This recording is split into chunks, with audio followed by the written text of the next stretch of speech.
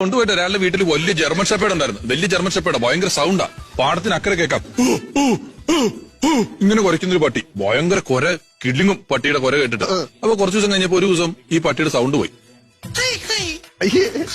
ഇങ്ങനെ അപ്പൊ ഇതിനെ മൃഗ ഡോക്ടർ എടുത്ത് കൊണ്ടുപോയിട്ട് ഇവര് നോക്കും. പിന്നെ തൊണ്ടയ്ക്ക് വല്ലതും പറ്റിക്കാണെന്ന് തൊണ്ട മുഴുവൻ പരിശോധിക്കുക. എന്ത് ചെയ്തിട്ട് എന്നിട്ടല്ലാതെ ഇതിന്റെ സൗണ്ട് അങ്ങ് സെറ്റപ്പ് ആകുന്നില്ല. എന്താ തൊണ്ടമാണ് ഇവരെല്ലാം പരിശോധിക്കുന്നത്. എന്ത് ചെയ്തിട്ട് ഈ ശബ്ദം എന്തുകൊണ്ടാ പോയെന്ന് മനസ്സിലാവില്ല. വലിയ ശബ്ദത്തിൽ കുറഞ്ഞോണ്ടിരുന്ന.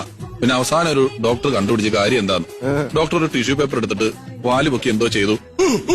സൗണ്ട് തിരിച്ചു കിട്ടി, പട്ടി രക്ഷപ്പെട്ടു. സംഗതി എന്താന്ന് വെച്ച് കഴിഞ്ഞാല് ഇവരുടെ വീട്ടിൽ ഒരു അംബാസഡർ കാർ ഉണ്ടായിരുന്നു. അത് നിർത്തിയിട്ടിട്ട് എടുത്തോണ്ട് പോയപ്പോ നിലത്തിച്ച് ഓയിൽ വീണെടുപ്പുണ്ടായിരുന്നു. ഈ പട്ടി ആദ്യമേ വന്ന് ഇരുന്നു. അതേ വന്നിട്ട് ഇരുന്നിട്ട് എണീറ്റ് പോകുമ്പം ഈ പട്ടി കുരയ്ക്കുമ്പോ എന്ന് പറയും. നീ വേണേ ചുമച്ചു നോക്കിയോ. കുരയ്ക്കുമ്പോ ബാക്കിൽ ഒരു കംപ്രഷൻ പിടിക്കുന്നുണ്ട്.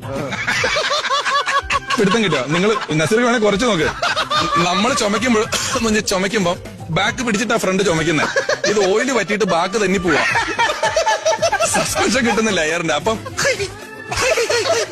അതങ്ങ് തുടച്ചപ്പം ഫുൾ ശക്തി. അങ്ങനെ ചെറിയ ഓയിലിന്റെ പ്രശ്നത്തിലാണ് 3 ദിവസം ഒരു തൊണ്ട പരിശോധിച്ചുകൊണ്ട്